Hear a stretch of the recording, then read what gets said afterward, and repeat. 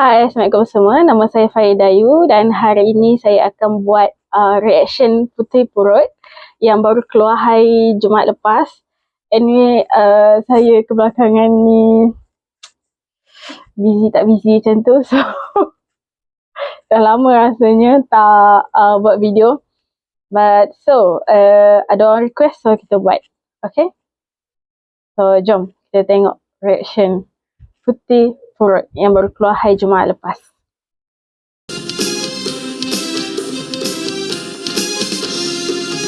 Oh, lama ke 2 minit 31. Wow.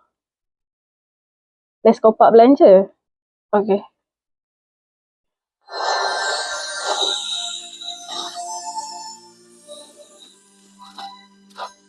Puteri Purut.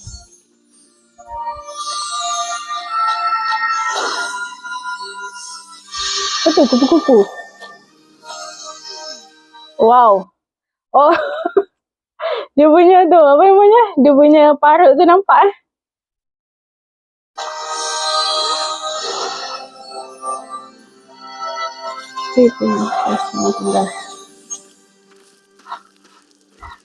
Apa kat padang pasir, tanah tandus.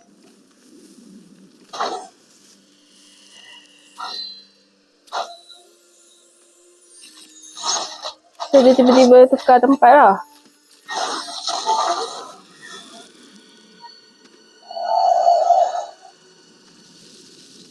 Oh, baju dia. Oh, baju dia cantik lah.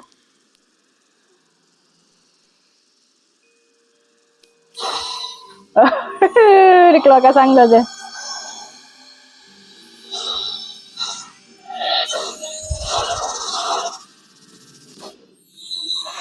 Sekejap.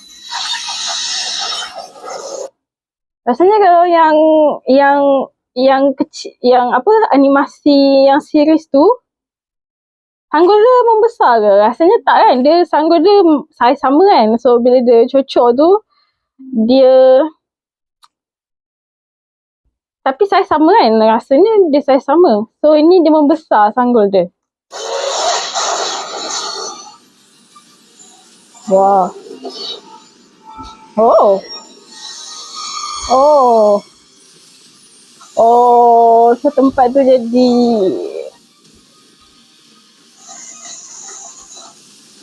Kekenya daripada tanah tandus tu jadi tempat yang cantik lah. Oh, wow, wow. Okay.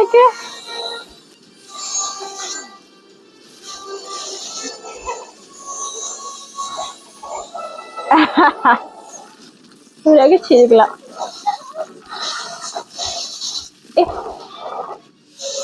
Oh.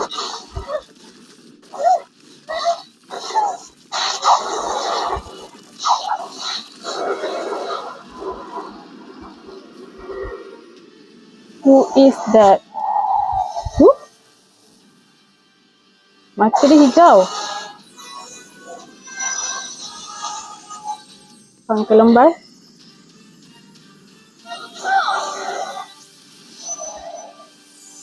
Oh, yeah. 2 minit. Oh, 2 minit 30 saat. Oh, okay, so cantik. Dia punya trailer ni cantik. Saya bukan trailer lah, teaser. So, maybe macam apa yang aku fikir dulu juga, maybe tak keluar pun dekat dalam filem nanti sebab ni teaser sahaja siapa. Tapi kalau ikutkan, kalau dia boleh cocok tu dekat kawasan yang tandus, lepas tu memang bunga-bunga boleh macam tumbuh macam tu kan dengan sangat banyak. So kiranya kuasa sakti dia agak kuat lah kan. Sebab kawasan tu besar kot. Bukannya macam kawasan yang kecil. Dan bila dia cocok kat kawasan kecil tu je, dia kawasan besar. So that means kuasa dia besar. Kuasa sakti dia besar. Okay. Still Let's Kopak tak bagi tahu lagi bila akan keluar. Dan masih ada lagi 2 teaser belum keluar. Puteri Bali dengan Puteri Nipis. So, tak tahu lagi bila keluar. Tunggu je lah. Okay, kau kena tunggu je bila dia akan keluar. So, yeah, it's a good one. Tapi dah masa sama aku rasa mesti kau nak tahu kan. Dia punya pakaian. So, yeah, let's we go into pakaian Puteri Purut. Okay?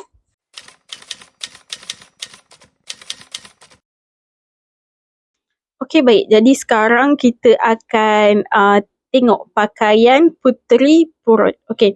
Pakaian Puteri Purut ni, dia tak macam pakaian adik-beradik dia yang lain. Tak macam pakaian Puteri Manis dengan Puteri Kasturi. Sebabnya, pakaian Puteri Purut ni, dia susah untuk kita describe. Tapi dalam masa sama sebenarnya, pakaian dia mudah.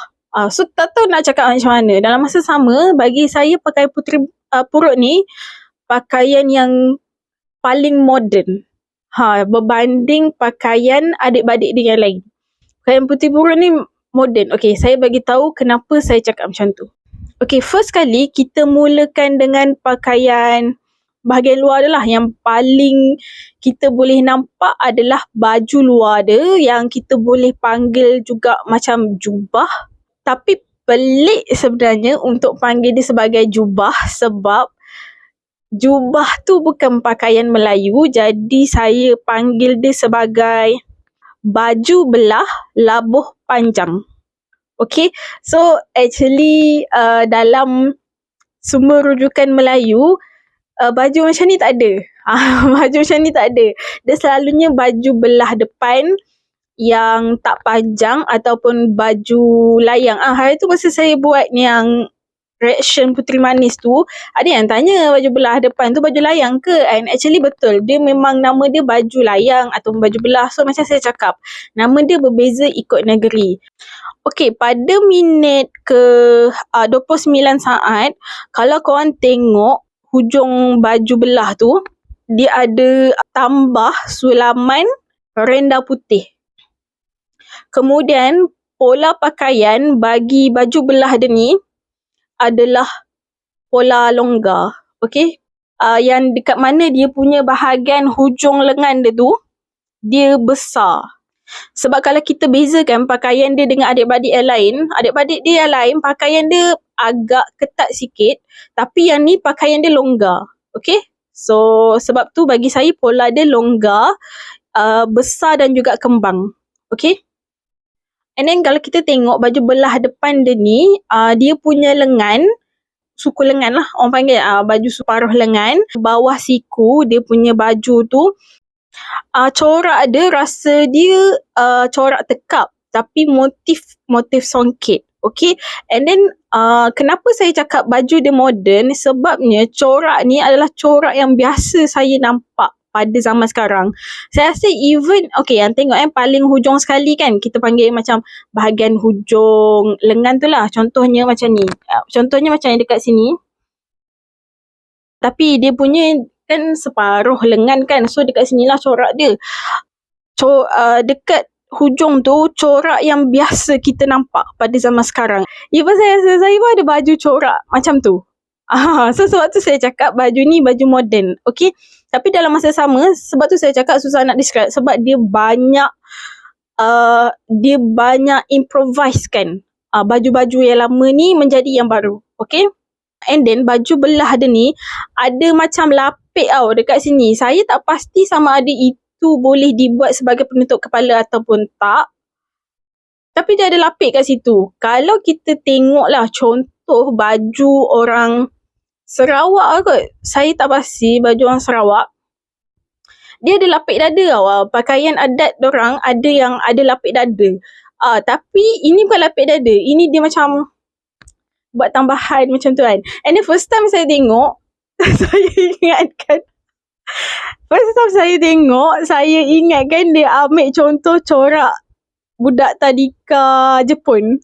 Sebab kalau tengok corak dia hampir sama dengan baju corak tadika Jepun. Okay.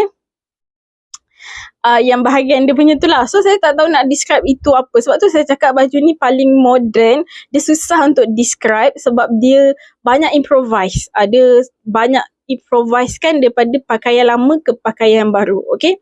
Pada waktu edit ni baru saya perasan yang pada minit pertama ayat ke-41 yang corak-corak ada 3 jalur tu, sebenarnya itu bukan corak, itu perhiasan. Baru saya perasan sebab nampak bayang-bayang yang ada pada bawah perhiasan tu. And then pada saat ke-30 dekat situ juga kita boleh nampak perhiasan dia tu bergerak. Kalau pada zaman dulu memang orang ada pakai perhiasan macam ni lah. Contoh macam dorang jadikan jam ke ataupun rantai tu dorang letak dekat kocek baju dorang untuk jadikan perhiasan untuk pakaian dorang, bukan perhiasan pada badan. Okey, kalau macam kita bandingkan dengan zaman sekarang kan, kita tengok ramai orang pakai seluar jeans, kadang-kadang dorang letak rantai lah, lepas tu kadang-kadang dekat baju dorang letak yang badge pin tu. So perhiasan ni bukan letak pada badan dorang tapi pada pakaian dorang supaya pakaian tu jadi lagi cantik. Okey, kemudian kita tengok dia punya bahagian baju dalam dia tu. Okey, yang tu kita panggil sebagai baju kebaya, color kuning. Baju kebaya dia tak macam baju kebaya zaman dulu. Sebab tu saya cakap baju ni paling banyak dimodernkan. Okey, dekat situ korang boleh tengok baju kebaya dia, bahagian bawah dia tu, dia bukan jenis yang rata punya. Okey, baju kebaya dia tu, belah bawah dia kita panggil bentuk V. Okey, so dia berbeza sebab baju kebaya ni hanya wujud pada zaman sekarang. Zaman dulu tak ada bentuk V. And then kita tengok pula dia punya kola dia tu, dia memanjang tau kola dia. Baju kebaya cekak apa saya tak pasti. Okey, jadi baju kebaya dia ni, kola dia naikkan.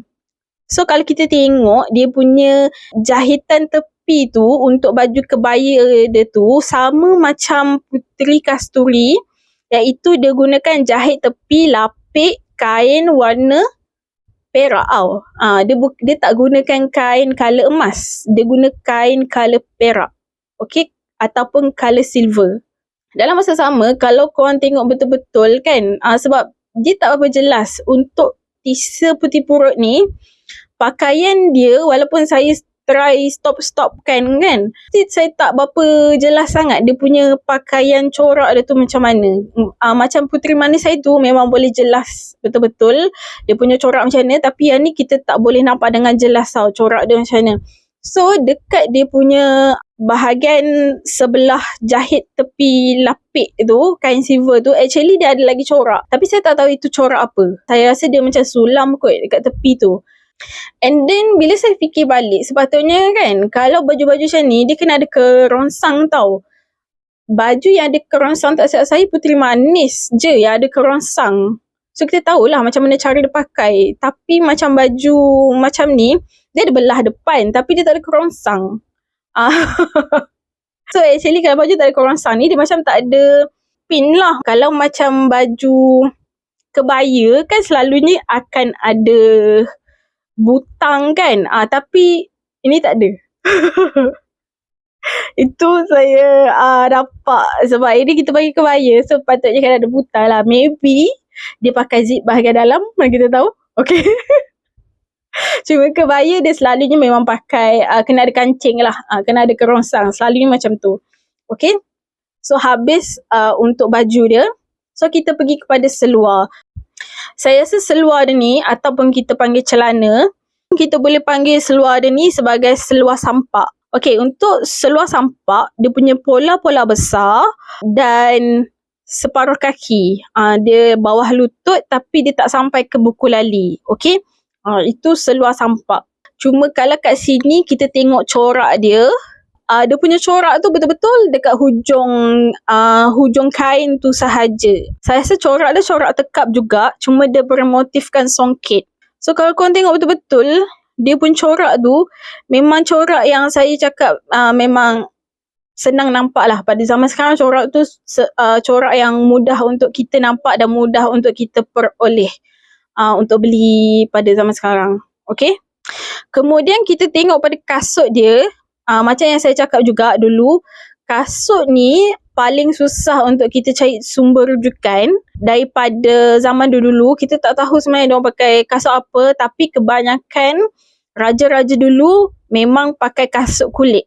Okay, kalau diorang pakai capal sekalipun, mesti capal tu jenis kulit. Kalau diorang pakai kasut bertutup pun, mesti kasut bertutup tu jenis kulit. Jadi kita tengok dekat sini, pada saat 27 juga, dia punya kasut tu, saya pasti kasut kulit. Tapi dimodernkan. Dan saya tak rasa kasut ni kasut jenis lama. Okay, dah halang-halang ada dekat kaki dia ni. So, kita pergi kepada perhiasan kaki lah. Dekat perhiasan kaki dia tu ada macam loceng yang macam bunyi-bunyi kan. Kalau zaman dulu, terutama sekali kat Thailand, diorang memang suka pakai yang bunyi-bunyi punya. Kalau macam dekat India pun kan, kalau diorang pakai gelang kaki tu, mesti kalau macam berjalan tu nak kena ada bunyi. Setiap langkah tu nak kena ada bunyi. So, dia punya gelang kaki tu, gelang kaki yang ada loceng, yang ada bunyi. Okay, sebab dia macam ada bentuk bulat-bulat macam tu kan, pada saat ke-27 tu. Kalau korang tengok, gelang kaki dia ada macam bulat-bulat tu, so saya rasa bulat-bulat tu sama ada perhiasan sahaja ataupun loceng. Okay, saya tak pasti. Okay, kalau tengok pada pinggang dia, ada perhiasan pending. Pending dia pun color sama, color silver ataupun perak. Lepas tu, dia punya pending tu, dia ada macam rantai tau dekat pending dia tu. Dia bukan setakat pending perhiasan sahaja. Dekat situlah macam rantai, okay? And then belakang pending dia tu, dia lapik. Yang itu kita panggil tali ikat pinggang ataupun kain bengkung yang ada dekat belakang pending tu. Kalau kita tengok Puteri Manis dengan Puteri Kasturi, pending diorang berbeza. Untuk perhiasan dekat pinggang, Puteri Kasturi dengan Puteri Manis, dua-dua diorang punya pending tu pakai pending emas dengan tak ada rantai. Yang membezakan Puteri Kasturi dengan Puteri Manis ni, Puteri Kasturi dia tak ada kain bengkung tu. Untuk Puteri Manis, dia pakai kain bengkung tu tapi dia kecil sahaja. Lepas tu, perbezaan bagi Puteri Purut pula, dia punya pending color perak. Lepas tu dekat tepi pending dia tu ada rantai. Lepas tu kain bengkung dia besar. Lepas tu untuk pending ni selalunya kalau Melayu lama-lama dululah, diorang tak pakai pun pending dekat bahagian tepi pinggang. Diorang memang akan selalu pakai kat tengah pinggang lah. Jadi kalau diikutkan, memang Puteri Purut ni adalah gaya yang betul-betul gaya Melayu lama punya lah. Untuk Puteri Manis dengan Puteri Kasturi, diorang punya pemakaian pending tak ikut gaya pemakaian Melayu lama punya. Kemudian kita tengok pada tangan Puteri Purut, dia pakai gelang. Belah kanan dia, belah kiri dia ada dua gelang. Semua perhiasan dia, lagi sekali saya cakap, color silver ataupun perak. Okay? Kemudian kita pergi pula dekat dada dia, ada dokoh. Okay, dokoh dia sama juga macam adik-adik yang lain. Semuanya 3 tingkat, tapi cuma untuk Puteri Purut color silver. Okay? Untuk anting-anting dia punya anting-anting tu jenis bukan anting-anting yang lekat kat telinga lah, bukan. Dia punya anting-anting jenis yang bergantung punya. Tapi dalam masa sama, saya rasa anting-anting dia ni yang paling moden sekali berbanding Puteri Kasturi, berbanding dengan Puteri Manis. Okay, sebab corak ni corak yang lagi sekali saya cakap biasa kita nampak pada zaman sekarang. Okay? Okay, and then kemudian kita pergi kepada dia punya cucuk sanggul. Okay, paling terakhir cucuk sanggul dia lah. Itu perhiasan kepala dia sebenarnya. Okay? Dalam masa sama, cucuk sanggul dia juga adalah punca kepada kuasa sakti dia. Okay, so dia punya cucuk sanggul dia tu, dekat hujung dia tu ada permata ataupun batu belian yang bila kuasa sakti dia nak keluar daripada cucuk sanggul tu, dia akan berkilau. Color dia akan macam bercahaya lah macam tu. And then tak salah saya, waktu saya tengok Puteri Purut yang versi biasa punya tu, yang series punya tu, dia punya cucuk sanggul tu tak salah saya dia tak memanjang. Dia sama saiz sahaja. Kali ni dia buat boleh memanjang macam tongkat. So perubahan dekat situ. Dan dia punya kuasa agak besar. Kuasa sakti Puteri Purut ni adalah untuk menyembuhkan tanaman dan juga menyembuhkan sakit manusia lah. Cuma yang kita biasa tengok tu, yang series tu, bagi saya kuasa dia tak besar sangat. Sebabnya waktu dia ada satu kali tu yang dia cocok dekat pokok tu, ada satu pokok yang besar tu, pokok besar tu mati semula. Saya tak pasti sama ada sebab dia tak kuat ke apa ke kan. Tak pastilah macam tu. Tapi kalau kita tengok teaser kali ni, saya rasa kuasa dia kuat. Okay, saya rasa kuasa sakti dia adalah kuasa sakti yang paling kuat sekali. Sebab besar kot kawasan ni. Kawasan tanah tandus ni sangat besar. Okay, so kalau dia boleh memulihkan kawasan ni, maknanya kuasa dia kuasa yang besar lah. Okay, untuk conclude kan video ni, saya rasa baju pakaian Puteri Purut ni, pola pakaian dia adalah pola pakaian paling tradisional. Sebabnya, pola pakaian dia adalah pola pakaian longgar. Zaman Kesultanan Melaka dulu, pakaian dia agak ketat sedikit, tapi pada zaman Kerajaan Johor, diorang dah tukar pola tu jadi pola yang besar, pola yang longgar. Untuk lelaki dan perempuan, mereka pakai pakaian yang longgar pada ketika itu. Even seluar dia tu pun, kalau lelaki ada yang pakai seluar pola besar macam tu. Dia tak ketat. Berbanding adik-adik dia yang lain, pola pakaian diorang ketat. And then kalau tengok pending dia tu pun, pending pada zaman dulu. Bukannya pending macam Puteri Kasturi, macam Puteri Manis yang dah diubah. Dia punya memang kekal. Zaman dulu macam tu, zaman sekarang pun macam tu. Yang Puteri Purut pun macam tu juga. Okay?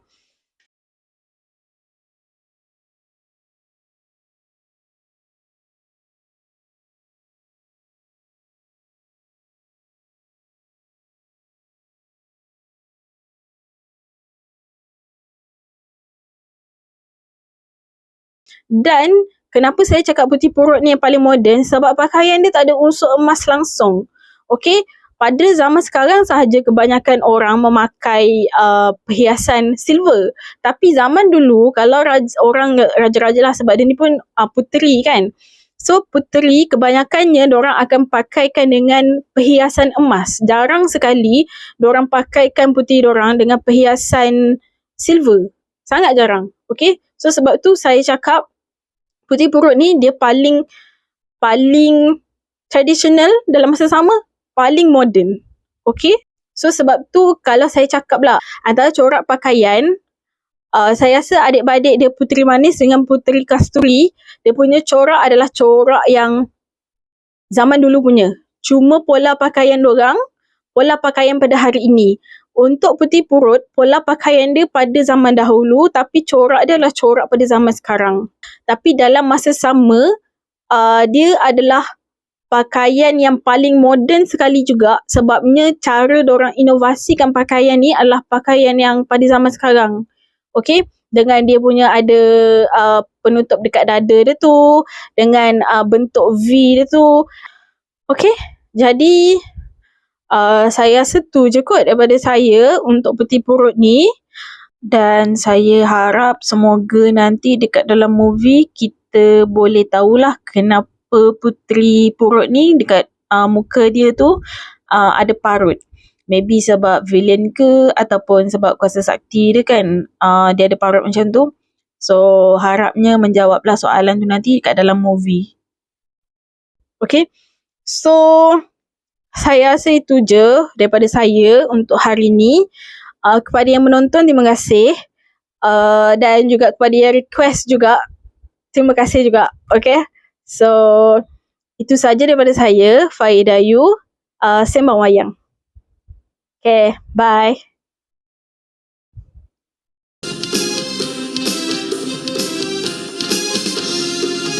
Sopan santun